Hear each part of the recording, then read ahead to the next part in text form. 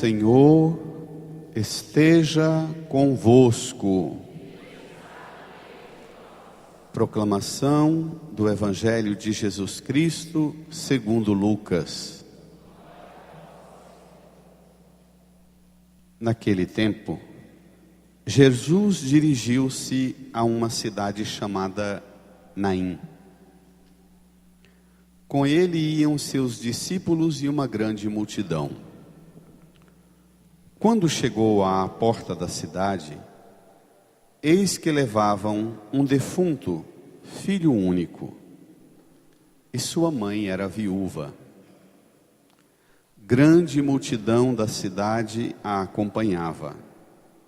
Ao vê-la, o Senhor sentiu compaixão para com ela e lhe disse: não chore. Aproximou-se, tocou o caixão, e os que o carregavam pararam. Então Jesus disse: jovem, eu te ordeno, levanta-te. O que estava morto sentou-se e começou a falar.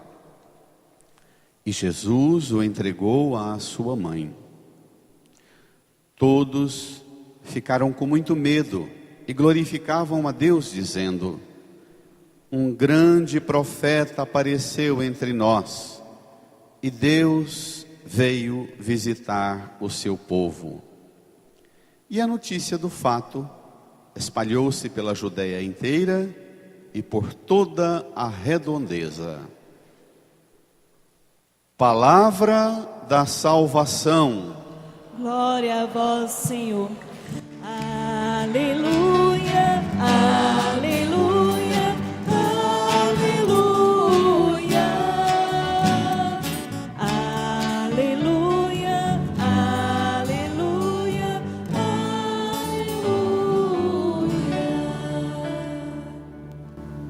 Nos recolhamos num tempo de silêncio e rezemos no íntimo do nosso coração, pedindo ao Senhor que pelo auxílio do Espírito Santo nos faça compreender tudo que a palavra hoje nos revela. Rezemos. Amém. Queridas irmãs e irmãos, a palavra de Deus hoje, de modo especial esse texto do Evangelho, ajuda a gente a entender por que é que nós celebramos primeiro a Páscoa, logo depois do Natal, vem a Quaresma e a Páscoa, e passamos o resto do ano lendo o Evangelho. Que na verdade os Evangelhos todos terminam com a paixão, morte e ressurreição de Jesus. Esse texto de hoje é muito bom para nos ajudar na igreja a entender o que a igreja espera desse caminho que nós fazemos cada domingo com um texto, um pequeno texto que nós tomamos do Evangelho. Vamos lá, número 9 do seu folheto. Capítulo 7 de Lucas, versículo 11 até o 17. Já falei e repito. Depois da ressurreição de Jesus, toda a Sagrada Escritura deve ser lida a partir da ressurreição de Jesus. É o evento, o acontecimento histórico, a ressurreição de Jesus, que explica a Bíblia inteira. Se tirar a ressurreição de Jesus, se tirar a luz da ressurreição da Bíblia, a Bíblia se torna um livro qualquer. É a luz do ressuscitado que esclarece para nós todo o resto da Bíblia. como hoje vamos ver nesse texto. Vamos lá? Naquele tempo, Jesus dirigiu-se a uma cidade chamada Naim. Com ele iam seus discípulos e uma grande multidão. Quando chegou à porta da cidade, eis que levavam um defunto, filho único, e sua mãe era viúva. Cidade de Naim revela que Jesus com os discípulos está em missão itinerante, cada dia, cada pedaço de dia, numa terra diferente, pregando o Evangelho, percorrendo as redondezas, como o Evangelho fala. As cidades eram construídas, geralmente tinha 2 ou 3 entradas no máximo, com um portal de entrada, por questão de segurança. Era um tipo de fortaleza que estabelecia o limite. E conforme o costume do povo da terra de Jesus, não se sepultava os mortos do lado de dentro da cidade.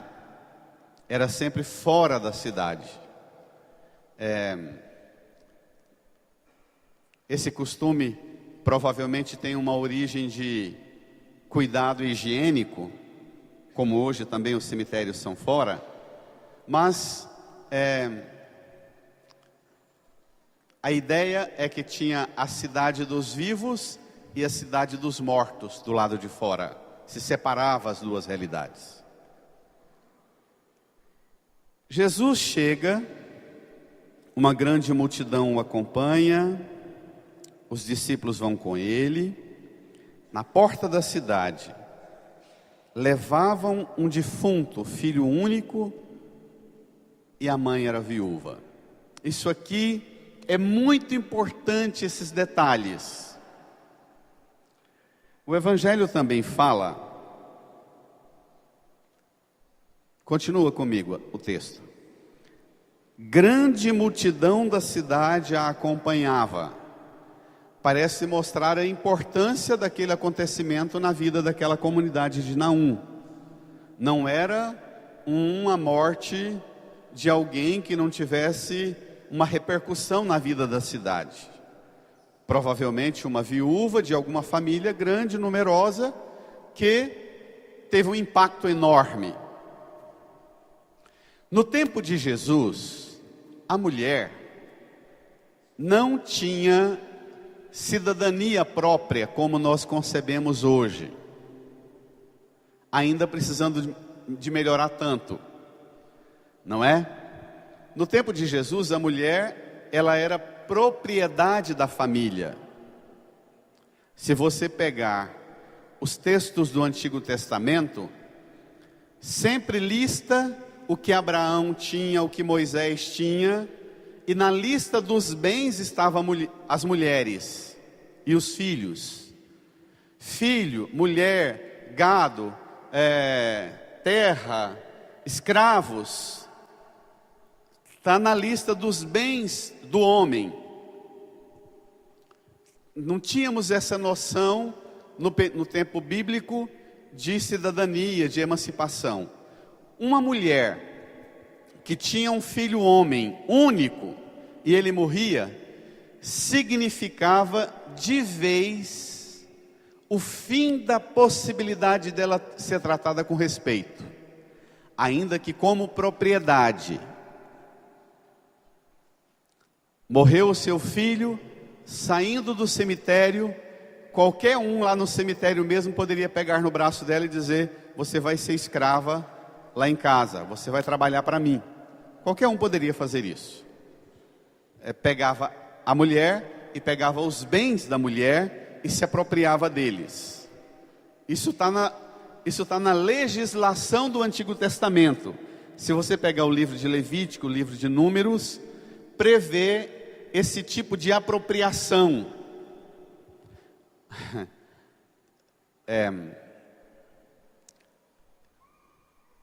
A gente escuta isso e parece que está tão longe dos dias de hoje, mas depois a gente compara com as notícias do que acontece nos jornais e nós estamos tão perto dessa ignorância lá. Todo mundo ficou assombrado com a situação daquela jovem que foi violentada por 2 grupos de rapazes, mais de 30 que a estupraram uma noite inteira. Todos os dias nós vemos notícias desse jeito, da mulher que é tratada como objeto. Se a gente visitar nossas câmaras municipais, nossa Assembleia de Deputado e de Senador, os secretários de Estado, os secretários do governo federal, tudo homem.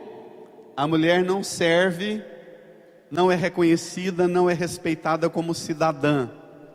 É ignorada na nossa organização da sociedade. E por que não dizer, sem risco, também na igreja? Não é? Também na igreja. O papel da mulher, a forma com que Jesus reage agora é que é a surpresa. Bom, esse dado de uma mulher viúva sepultando o seu filho era coisa mais normal. Hoje também, quando nós vemos a notícia aqui no Canedo, na Grande Goiânia, no Brasil inteiro, do assassinato dos nossos jovens. Geralmente, um percentual enorme dos jovens nossos assassinados vem de família em situação de vulnerabilidade, não é? Separados, mora só com a mãe, mora com a avó, não é? Essa é uma estatística muito alta. Todos nós conhecemos um número enorme, desde que eu estou aqui 2 anos e pouco, a quantidade de jovens assassinados e que a mãe vem para a missa de 7º dia e que eu pergunto na porta da igreja, ou peço a alguém dos colaboradores, me dê os dados por favor da família. Padre, quem está aqui é só a mãe, porque são separados, o pai mora não sei aonde, a mãe... Vocês não têm noção do quanto isso continua sendo presente como rotina na nossa vida. Como essa situação de uma família, de uma sociedade vulnerável, aumenta as possibilidades da vida dos nossos jovens ser ceifada o mais cedo possível. Jesus encontra na porta da cidade um cortejo fúnebre e uma grande multidão. Versículo 13. Acompanhemos.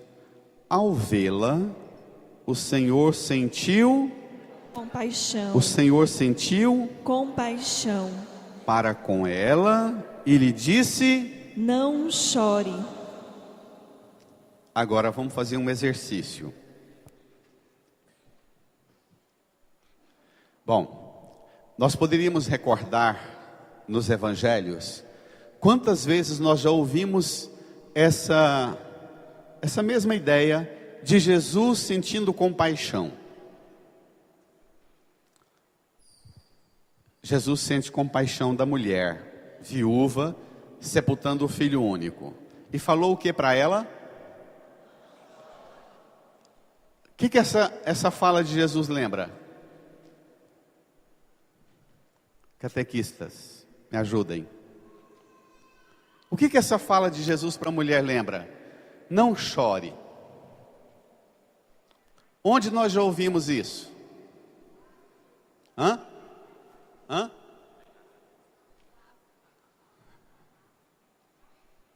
Na ressurreição de Lázaro, Jesus falou para Marta: não chore. Que mais? Quando mais nós ouvimos isso? Não chore. Ou por que choras? Quando é que nós ouvimos isso?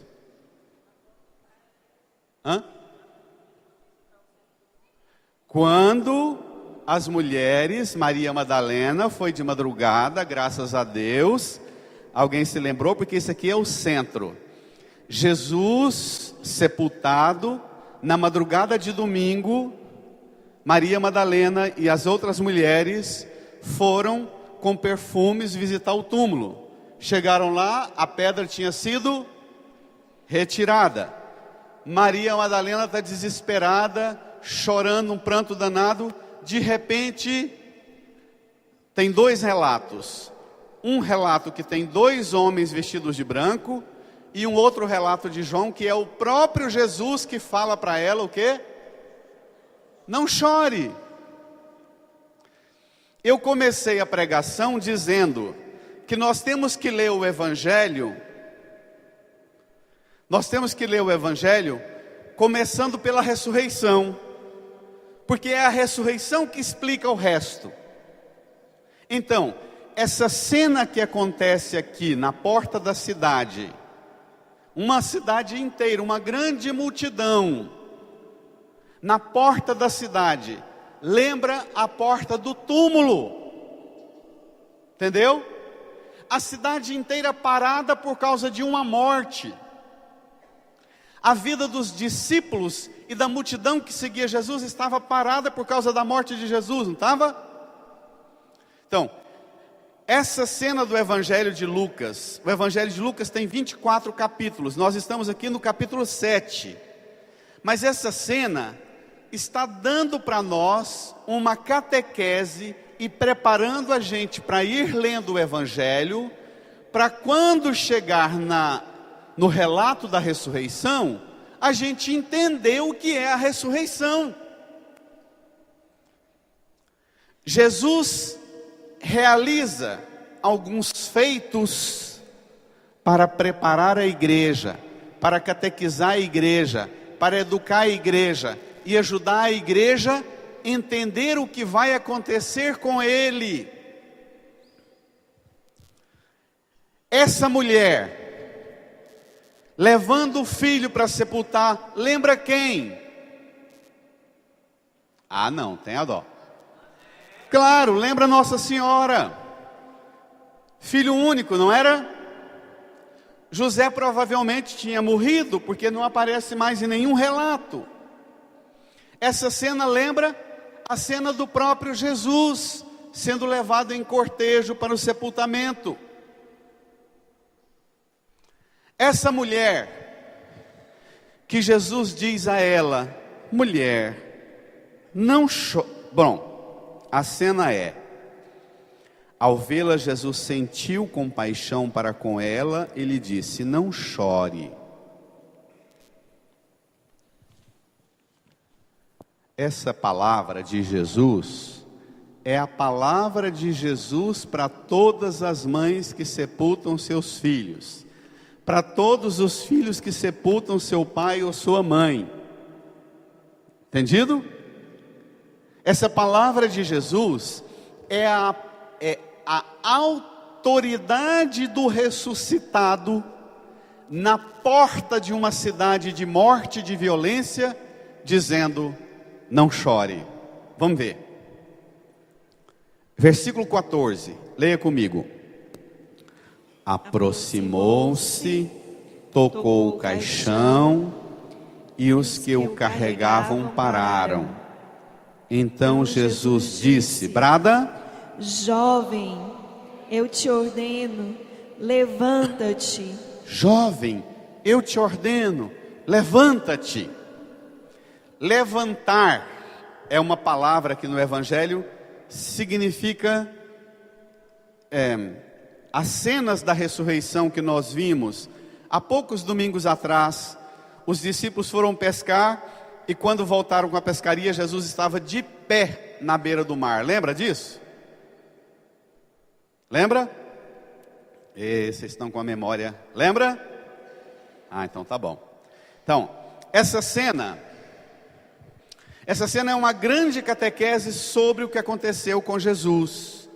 É a doutrina da ressurreição, com uma diferença. Versículo 15. O que estava morto sentou-se e começou a falar. E Jesus o entregou à sua mãe. Lembra tanto a Sexta-feira Santa, não lembra? Aquelas cenas da crucifixão, da morte de Jesus, Jesus falando com Nossa Senhora, consolando, Jesus falando com os discípulos. Lembra muito aquela cena. Mas o desfecho vem agora. O mais importante. Irmãs e irmãos, quantos de nós pensamos que milagre é coisa para privilegiados?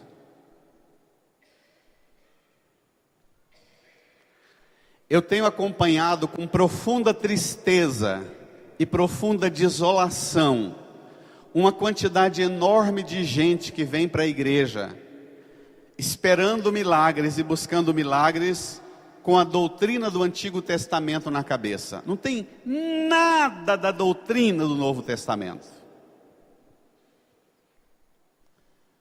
Nada. Uma quantidade enorme de pessoas que procuram uma igreja, tomadas por uma ideia de que, o que eu posso fazer, padre? Que oração poderosa eu faço? Tem gente que me pergunta assim: padre, eu quero fazer um propósito com Deus, como é que eu faço?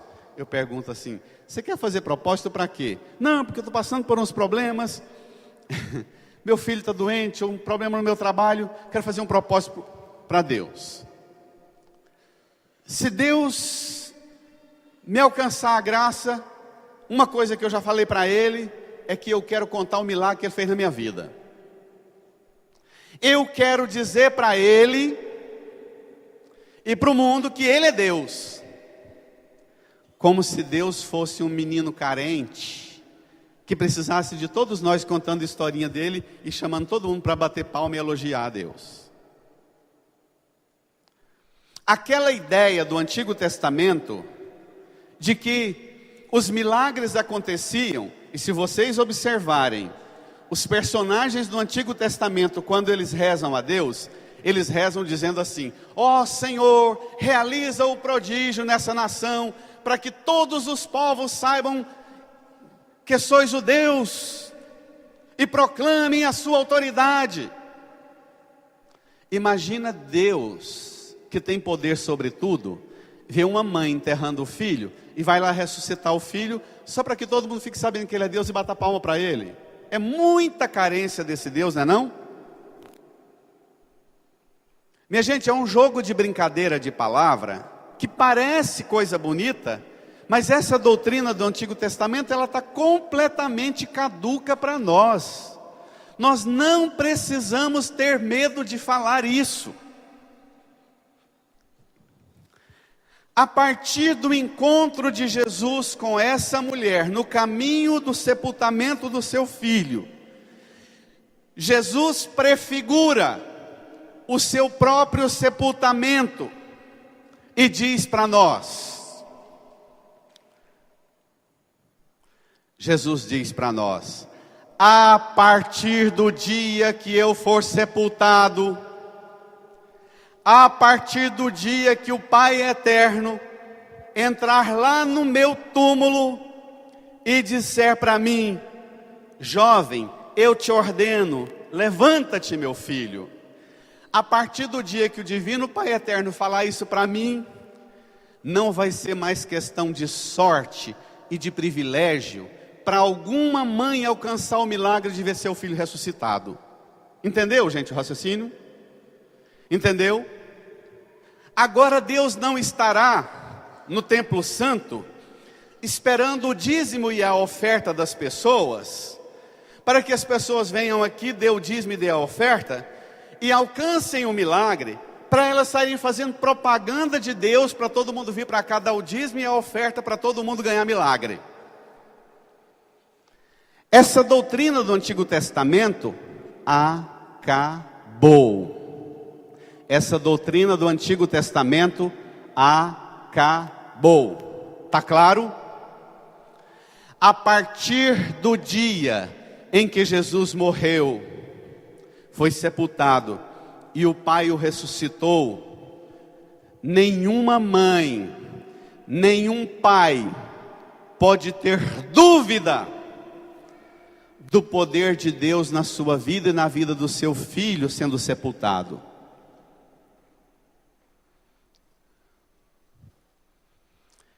Vamos pensar um pouco com a inteligência que a fé nos possibilita. Nós temos a graça de ter a fé que é iluminada, não é uma fé burra. Esse menino que Jesus ressuscitou, ficou velho, cuidou da mãe, que ficou idosa provavelmente. A mãe ficou doente, cuidou dela, morreu, ele enterrou a mãe. Depois também ele ficou velho, morreu e foi enterrado. Lázaro, que alguém já lembrou, Lázaro também foi ressuscitado, mas depois os próprios judeus falaram: vamos matar Lázaro porque por causa dele tem muita gente acreditando em Jesus. Provavelmente foi morto logo depois da ressurreição. Eu pensava essa semana, você nunca vai escutar alguém contar que Jesus fez um milagre nesses 2000 anos de história da igreja, e o milagre foi tão poderoso, tão poderoso, tão poderoso, tão poderoso, que o filho de um pai e uma mãe que rezou, ressuscitou, e ele já está com 180 anos e não morreu de novo.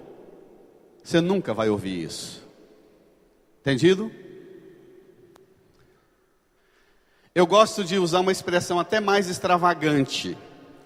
Não tem nenhuma cena no Evangelho em que diz assim o Evangelho, que levaram a Jesus uma pessoa que não tinha pernas, e Jesus colocou diante de Jesus, e Jesus pôs a mão e falou: faça-se a perna, e a perna brotou. Entendido?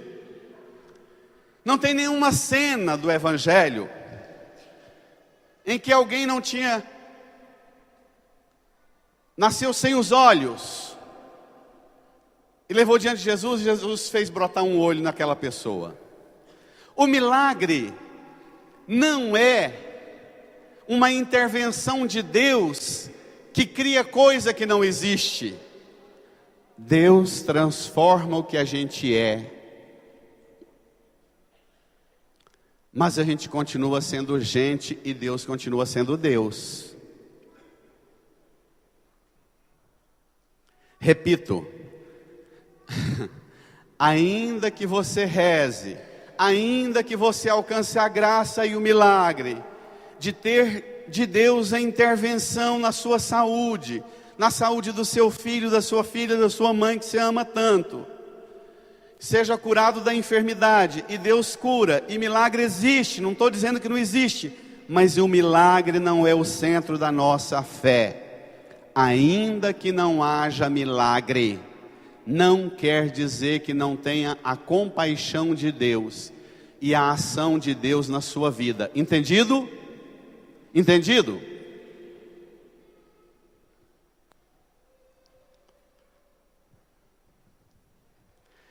Eu às vezes tenho que passar pela dolorosa situação de dizer para uma pessoa que quando acontece algum sofrimento na vida dela ou do filho dela na igreja, mais comum são as mães, dizendo: padre, eu tenho certeza que Deus vai honrar, que Deus vai curar meu filho, eu tenho certeza. Escutar aquela mãe, depois você pôr a mão no ombro dela e dizer assim: mãe, ainda que essa cura não aconteça, não é isso que prova que Deus te ama e ama seu filho. Entendeu, gente? Ainda que você venha sepultar o seu filho, Jesus, Ele foi sepultado. Nossa Senhora, essa semana eu viajei muito na imaginação com esse texto. Eu ficava pensando na cena de Nossa Senhora com os discípulos levando Jesus para sepultar. E Jesus, que passou na vida de tanta gente, ele ressuscitou vários mortos, ninguém apareceu para pôr a mão no ombro de Nossa Senhora e dizer: eu vou fazer uma oração poderosa e ele vai ressuscitar aqui. Entendeu? Porque na fé não é assim. Os milagres que acontecem no Evangelho não são milagres com finalidade maior senão ajudar-nos a entender que Deus tem para nós um plano muito mais alto do que nós imaginamos. Aquela intervenção de Jesus nos milagres que ele realizou é para abrir o horizonte da nossa fé, alargar o horizonte da nossa fé. Vocês se lembram quantas vezes eu já disse, João, por exemplo, o Evangelho de João, usa a palavra milagre só 2 vezes. É o último evangelho a ser escrito. João, o evangelista João, percebeu que tinha gente que não entendia muito bem a doutrina sobre milagre, e a ideia de milagre, ao invés de ajudar muita gente, faz é atrapalhar. Sabe por quê? Repito o que eu já disse muitas vezes. Tem muitas pessoas que ficam devendo favor para Nossa Senhora Auxiliadora, para Jesus, o Pai Eterno, Nossa Senhora Aparecida, Divino Espírito Santo. E ela passa a vida inteira dela contando aquele milagre que ela recebeu lá em 1945. Se você pergunta, você tem fé? Ela derrama-se em lágrimas e conta a história que aconteceu em 1945. Mas você pergunta para ela, quem é Jesus? Ela não sabe falar. Nada. Quem é o Divino Pai Eterno? Quem é o Divino Espírito Santo? O que é a ressurreição? Ela não sabe falar. O milagre, ao invés de fazê-la abrir o horizonte e crescer na compreensão da fé, o milagre faz a pessoa estacionar e parar. Ela só fica contando aquela mesma história. Ela não sai daquilo.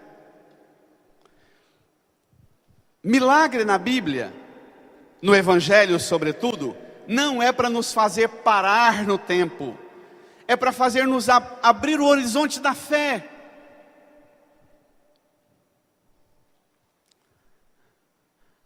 Aquela cena que nós vimos na primeira leitura, tome lá comigo.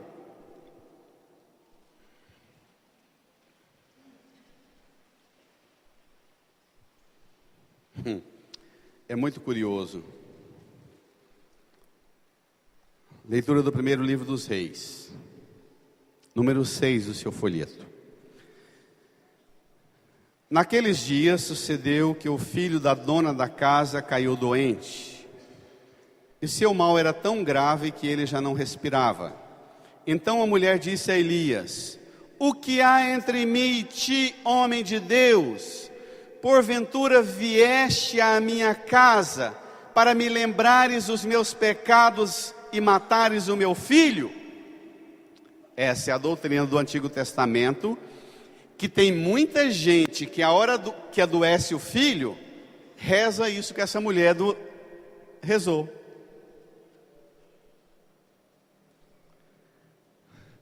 Essa doutrina de que a doença era sinal de castigo, era uma doença do meu filho que Deus mandou para me lembrar dos meus pecados, essa doutrina acabou. Está claro? Está claro? De verdade? Essa doutrina do Antigo Testamento, de que a doença significa que Deus se afastou de você e do seu filho, essa doutrina acabou. Porque a partir... Volta ao Evangelho. Versículo 16 do Evangelho.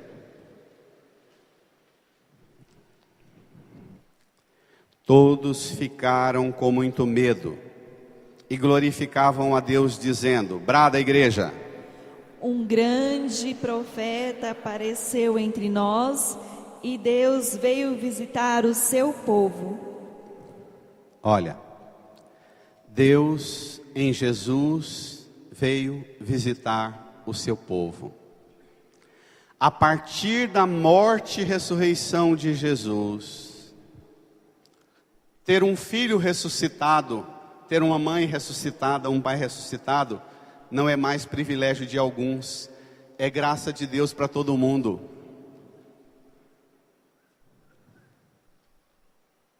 A partir da ressurreição de Jesus, nós podemos celebrar a convicção e a certeza da nossa fé, de que Deus sentiu compaixão de nós. Deus tem compaixão para com você. Deus toca o seu luto. Deus toca o seu luto. Deus toca a sua dor. Eu pensava essa semana, você deixaria Jesus entrar? Tem muita gente aqui na igreja, no mundo, na sociedade, que a vida dela não passa de um cortejo fúnebre. Tem muita gente que passa a vida inteira dela, parece que ela está sempre levando alguém para o cemitério para enterrar. Você conversa com ela, ela é sempre uma viúva num cortejo fúnebre. Tem muita gente assim na igreja.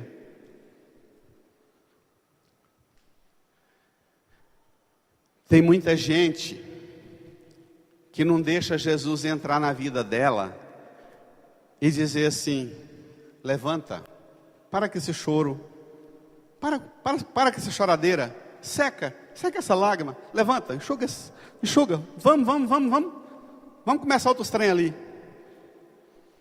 Tem gente que para a vida numa tragédia, numa desgraça que aconteceu na vida dela, e a vida dela passa a ser os próximos 40, 50, 80, 90 anos que ela viver, não passa de um cortejo fúnebre.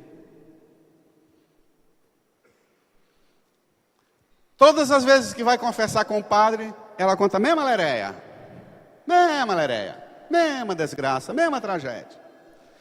Se alguém chega para ela e fala assim: o que foi? Você está triste? Levanta a cabeça. Ela fala: não, vou te contar uma coisa. Hoje está fazendo 66 anos, 22 dias, 16 horas, 46 minutos que aconteceu comigo uma coisa. Tem gente assim ou não tem? Que ela passa a ser uma contadora de desgraça, uma contadora de tragédia. A fé que ela professa não serve para outra coisa a não ser ter uns amiguinhos, umas amiguinhas na igreja que escuta ela contar a mesma lereia de luto e de dor.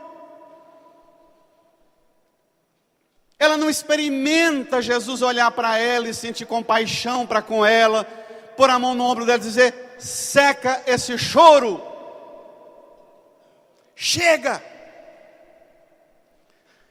para com essa procissão para o cemitério.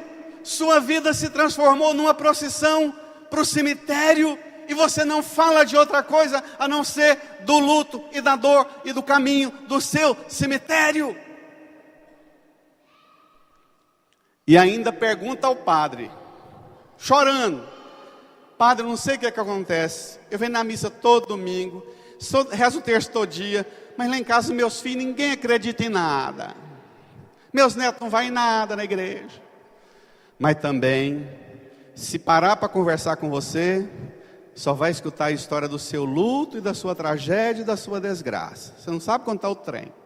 Tem gente assim ou não tem?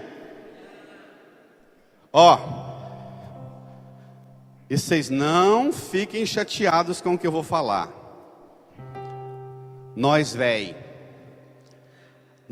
é um perigo, o nosso modo de falar das coisas de Deus para a nova geração. Às vezes a gente para na tragédia e só fica contando o quanto eu sofri, o quanto eu sofri, o quanto eu sofri, e a gente não conta: eu sofri, mas um certo momento entrou na minha vida um olhar de compaixão. Eu sofri, mas um determinado momento tocou em mim um toque de misericórdia. eu sofri, mas um certo momento na minha vida entrou no meu ouvido uma palavra: por que choras? Eu sofri, mas num certo momento alguém disse para mim, o Senhor disse para mim: eu vim te visitar e secar sua lágrima. Eu vim trocar sua veste de luto por uma veste de festa.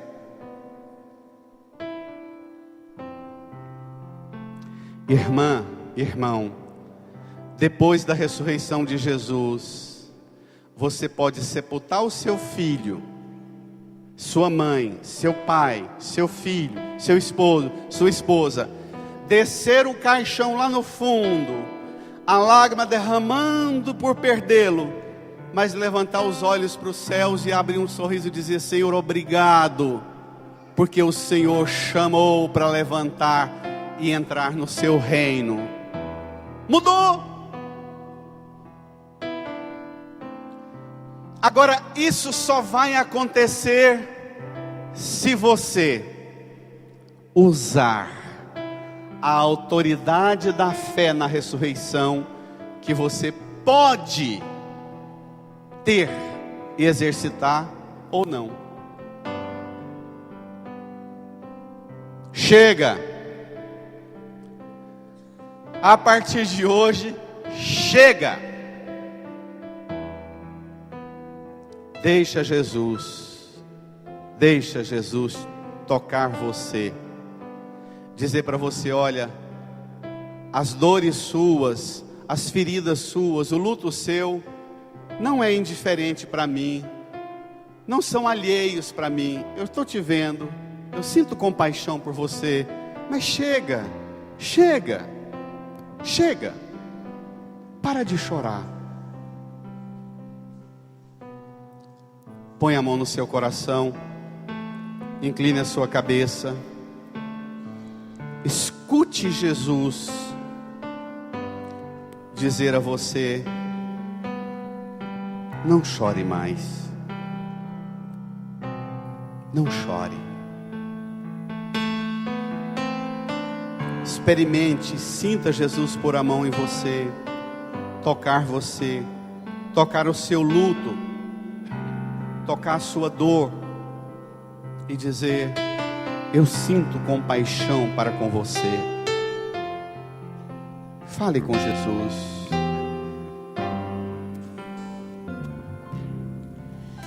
Jesus está aqui neste momento.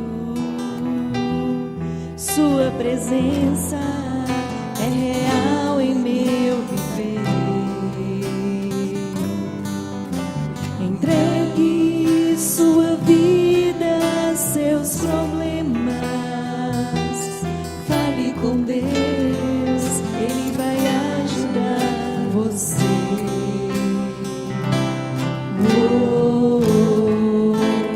Deus te trouxe aqui para aliviar o seu sofrimento.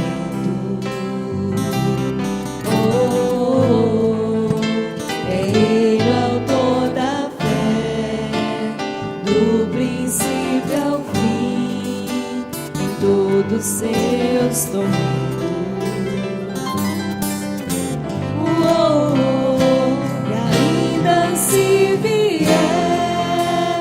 Noites traiçoeiras, se a cruz pesada for, Cristo estará contigo, e o mundo pode até fazer você chorar, mas Deus te quer sorrindo.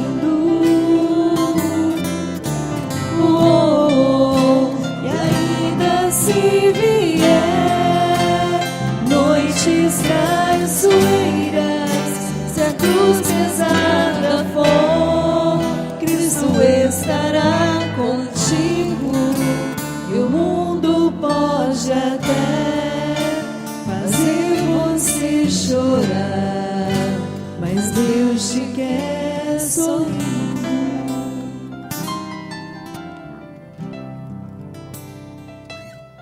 Reze comigo.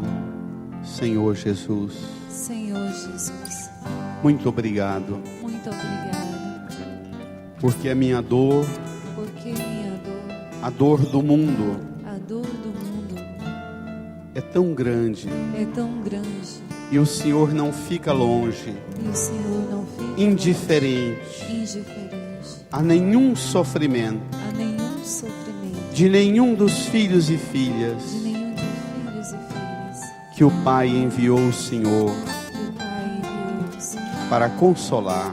para consolar. Jesus, Jesus, nesta manhã, nesta manhã, nós apresentamos ao Senhor nós apresentamos ao Senhor as feridas, as feridas, o luto, o luto, as dores, as dores, as tristezas, as tristezas, as lágrimas as lágrimas nossas nossas e do mundo inteiro. e do mundo inteiro. Jesus, Jesus, por seu amor, por seu amor, por sua paixão, por sua paixão, por sua morte, por sua morte, por sua ressurreição, por sua ressurreição, ajuda ajuda cada pessoa cada pessoa que está sofrendo, que está sofrendo, cada um de nós, cada um de nós, a experimentar a experimentar a sua compaixão, a sua compaixão, a sua presença, a sua presença, a força da sua ressurreição. a força da sua ressurreição. Jesus, Jesus, dá-nos a graça dai-nos a graça de mudar o nosso luto, de mudar o nosso mundo, de secar as nossas de lágrimas secar as nossas lágrimas e mudar o curso da nossa vida e mudar o curso da nossa vida e nos tornar e nos tornar testemunhas testemunhas da sua compaixão da sua compaixão em nossa vida. em nossa vida. Jesus, Jesus, muito obrigado muito obrigado por nos tocar, por nos tocar, por enxugar nossas por lágrimas, enxugar as nossas lágrimas, por nos consolar por nos consolar e nos chamar a uma vida nova. e nos chamar a uma vida nova. Amém. Amém. Deixa o folheto no banco, faça o gesto com amor. Entregue nas mãos de Jesus todas as pessoas que já morreram e que você sofre e às vezes não aceita a morte delas. Entrega a vida de cada um que já morreu, como aquela mãe, aquela viúva.